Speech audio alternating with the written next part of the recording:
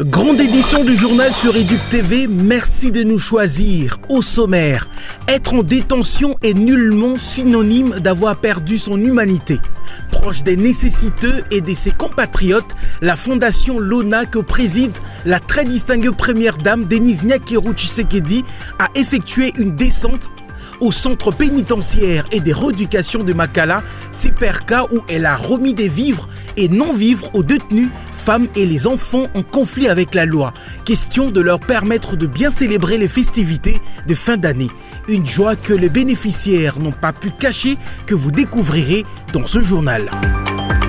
Et puis en sport, deuxième journée de la phase des groupes de la Coupe d'Afrique des Nations de football 2025. Le choc du groupe D oppose ce samedi les Léopards de la RDC aux Lions de la Teranga du Sénégal dans un duel très attendu aux allures de retrouvailles. Vous aurez des précisions de face à face tant attendues dans ce journal avec Valdo Yamba, notre envoyé spécial en terre marocaine. Bienvenue à tous, place à présent au développement des titres.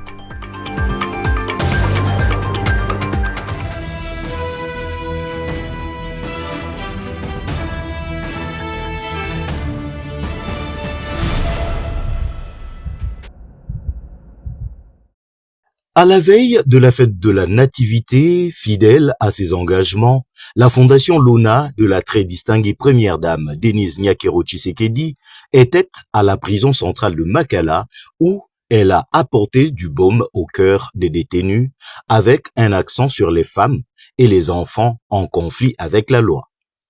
La détention n'excluant pas la dignité humaine, cette fondation a apporté des vivres et non-vivres au pénitentiaire du CPRK. Au-delà des vivres, des travaux de réhabilitation des pavillons des femmes et des enfants et un projet d'addiction d'eau sont en vue.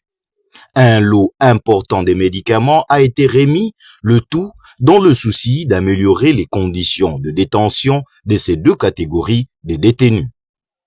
La fête de Noël étant un moment de joie, comme l'explique le coordonnateur de la Fondation Lona. Noël n'a pas de mur, Noël n'a pas de barrière et c'est aussi le temps où nous devons pendant cette année apporter notre solidarité aux personnes qui en ont le plus besoin. En des mots de gratitude, la représentante des bénéficiaires s'est voulue reconnaissante du geste posé par la Fondation Lona et sa présidente, la très distinguée première dame Denise Nyakero Tshisekedi. Merci d'être cette bonne mère aimante et équitable envers tous vos enfants.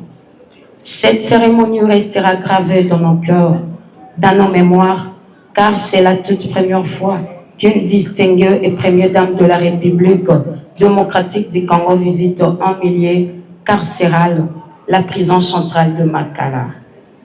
Aujourd'hui, vous avez répondu à nos deux hydrantants pour ces dons en vivres et non-vivres, ainsi qu'à produits pharmaceutiques.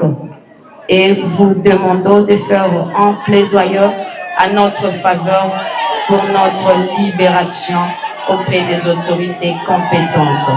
Des actions similaires de remise des vivres et non-vivres sont ainsi menées par les équipes et des bénévoles de la Fondation Lona dans les établissements pénitentiaires de Lubumbashi, Kananga, Beni, Bunia et Kisangani, comme le dit cette fondation.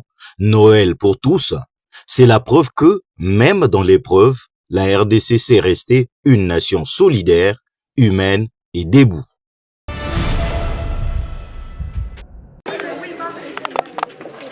Il s'agit d'un geste de cœur et de solidarité. À cette période festive, le groupe scolaire Gabriel Dehey, situé dans la sous-division urbaine de Bunia-Ituri 1, a apporté ce 24 décembre 2025 une assistance humanitaire à l'orphelinat Saint-Nicolas à Bunia. Cette aide, composée de vivres et non-vivres, notamment du riz, du sucre, haricots, de la farine de maïs, des poissons salés, des chaussures, de savon et d'autres produits de première nécessité. Selon M. Floracien, conseiller pédagogique de l'école, ces choix s'expliquent par le fait que l'orphelinat Saint-Nicolas bénéficie rarement d'aide extérieure. Pour lui, ce geste s'inscrit dans un acte d'apostolat visant à former des élèves responsables et sensibles aux réalités sociales. Et ça fait que c'est un orphelinat qui n'est pas beaucoup connu Alors nous avons voulu être parmi ceux-là qui viennent poser les gestes dans cet orphelinat qui ne bénéficient pas suffisamment des dons de certaines personnes, donc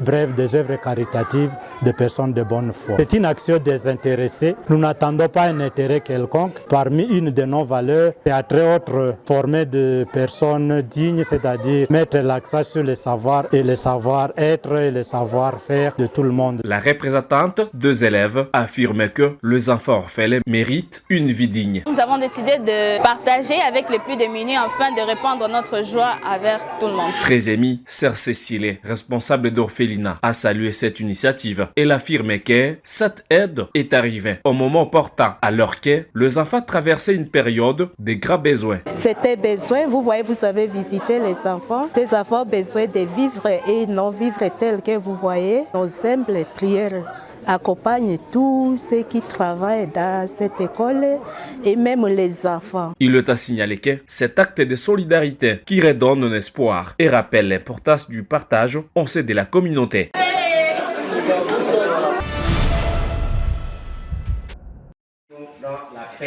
Du salaire.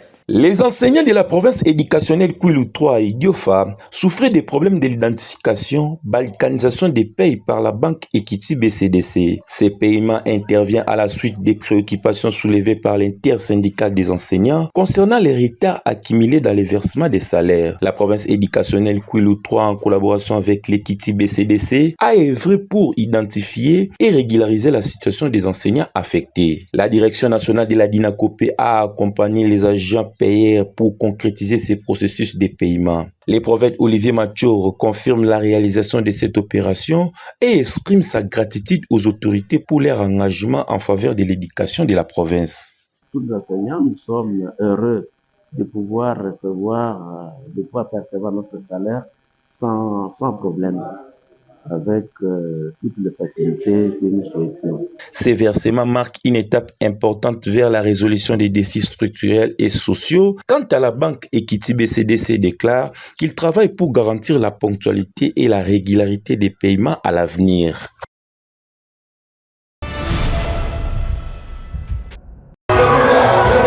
C'est avec une profonde tristesse que la province éducationnelle du Congo central 2 a rendu le dernier hommage à Maman Marie Ouma, mère bien-aimée de l'inspecteur principal provincial du Congo central 2, ce mardi 23 décembre 2025 à Kinshasa, décédée à l'âge de 85 ans, soit de 1940 à 2025.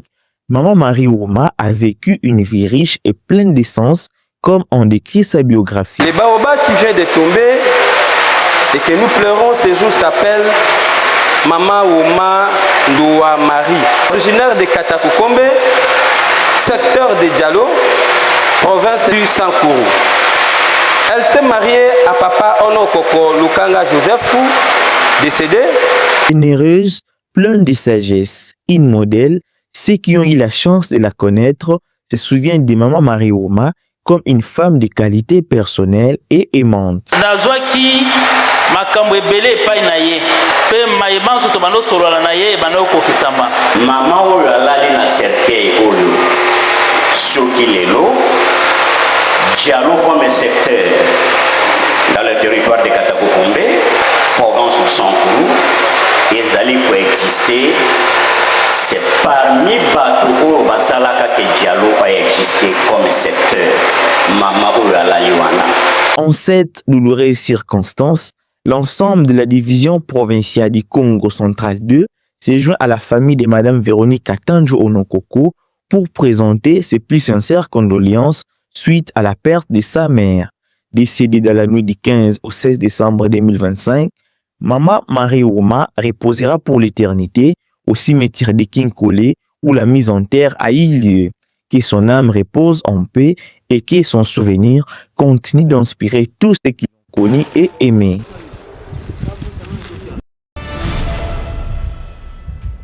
Pour bien sécuriser les Quinois et leurs biens durant les festivités des fins d'année, les forces armées de la République démocratique du Congo et la police nationale congolaise ont procédé mercredi 24 décembre au renforcement des patrouilles mixtes afin de traquer tous les fauteurs de troubles publics.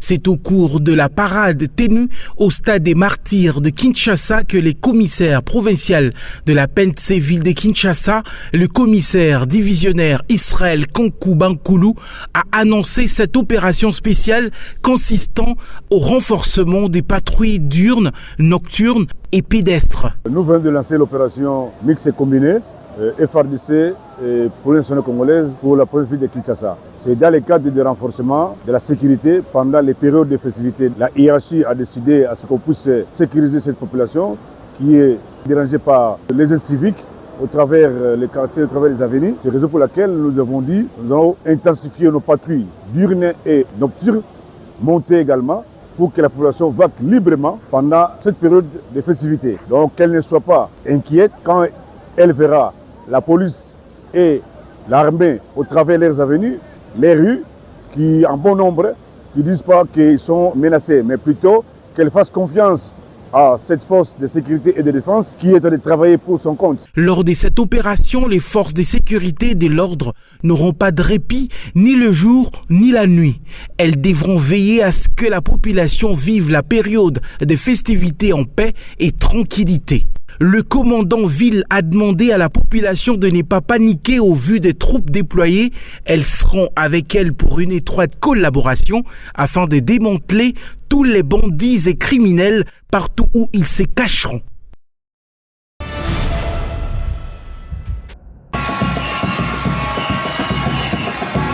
À la primature, l'État a changé de décor. Le temps d'une matinée, chants, danses et fanfares ont remplacé le protocole. Plus d'un millier de femmes, d'enfants, de veuves et d'orphelins de militaires et policiers sont venus exprimer leur gratitude au gouvernement. Venus de plusieurs camps de Kinshasa, ces proches des hommes en uniforme saluent des avancées concrètes, le doublement de la solde, l'instauration d'une prime pour les militaires au front et une meilleure prise en compte sociale des familles. Malgré la pluie, la mobilisation est restée forte, joyeuse et pacifique. Surnommée par la foule Maman Double-Double, la première ministre Judith Suminwa Tuluka est allée à leur rencontre. Un moment de communion marqué par la remise des présents symboliques et la lecture d'un mémorandum porté par l'ASPL Telema Mwanayama Pinga.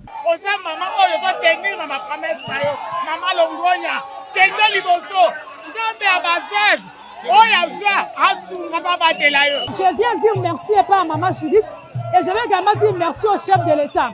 Ça fait longtemps que la parents mais tant on a yoka qui message wana ke ba komatisa salaire na tuna maman na tuna papa maman na ki balobi salaire komata 2 fois. Effectivement, mon père m'a certifié que salaire est mata. Face à ces familles, la chef du gouvernement a rappelé la ligne directrice de l'exécutif. La sécurité nationale commence par la dignité des militaires, des policiers et de leurs proches. Elle a reconnu les progrès réalisés tout en réaffirmant que d'autres réformes suivront sous l'impulsion du président de la République.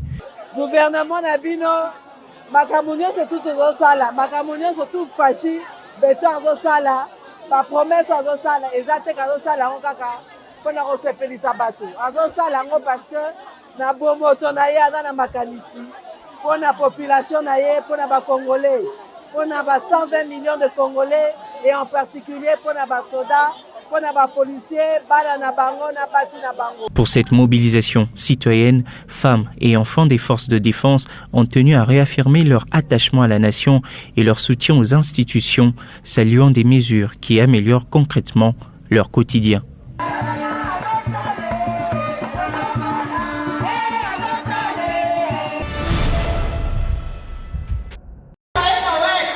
La Noël était célébrée avec faste par les enfants membres de l'école du dimanche de l'église Mission évangélique Shalom, située sur l'avenue Kola, dans la commune de Ngiringiri. Pour ce faire, les enfants bien habillés et bien coiffés pour la circonstance se sont soumis à plusieurs exercices, notamment sur leur connaissance sur la Bible. C'était un moment de partage entre les tout-petits. Pour moi, Noël, c'est une fête où on nous a donné un Seigneur, un Sauveur, qui est venu pour nous sauver. C'est la naissance du Seigneur, Jésus-Christ de Nazareth. Pour l'encadreur de cette école du dimanche, de l'église Mission évangélique Shalom, les parents doivent envoyer leurs enfants à apprendre, à travers cette école, les directives de Dieu pour leur assurer un avenir meilleur. Cette année, nous souhaitons à tout le monde la joie, la paix et le bonheur. Quelque part dans la Bible dit dans le proverbe, instruis la fin, la voie qui va suivre. Quand sera grande, ce que tu ne pas. Envoyez-nous vos enfants, ils ne seraient pas déçus. Au-delà de la célébration de la Noël, c'était également un culte d'action de grâce des enfants afin de remercier Dieu pour sa protection durant l'année 2025 et de s'assurer de son accompagnement pour 2026.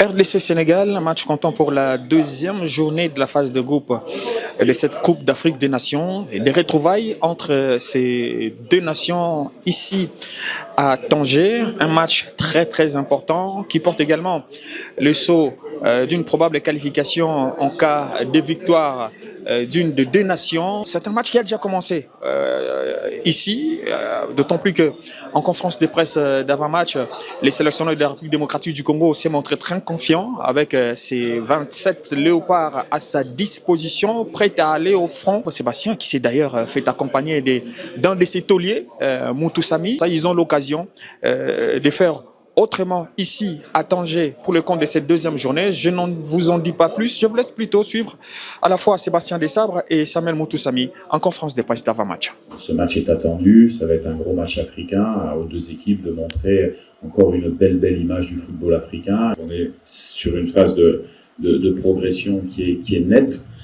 parce que j'ai des joueurs de qualité et des joueurs qui s'imprègnent de suite de ce qu'on leur demande et qui sont de grands professionnels. Et quand on est de grands professionnels, on est extrêmement motivé pour jouer ce genre de match demain. Maintenant, c'est à nous de faire le job sur le terrain, d'être le plus concentré possible, d'être le plus agressif possible pour les mettre en difficulté. Et j'espère qu'on fera un meilleur match que celui qu'on a fait à Kinshasa. Côté sénégalais, les Lions de la Teranga sont également prêts. Je vous laisse suivre les sélectionneurs du Sénégal. Je pense que dans ma philosophie, c'est marquer plus de buts que l'adversaire. Ça, c'est très important, mais c'est sûr que ne pas en prendre, c'est toujours mieux. Voilà, on travaille dans ce sens et voilà, on verra pour le match de demain. Vous l'aurez certainement compris, entre Léopard de la République démocratique du Congo et Lions de la Teranga, la bataille est lancée avant même l'heure, d'autant plus que c'est samedi, c'est les hostilités, ce qui est plus attendu, les terrains. Ça va donc se décider pendant les 90 minutes. Qui sait si également ça peut se neutraliser avec un match nul qui ne pourra que faire l'affaire de ces deux sélections. Mais nous n'allons pas décider sur le sort de cette rencontre depuis les médias centres du grand stade de Tanger. Valdo Simoyamba pour le compte de la RT Éduc.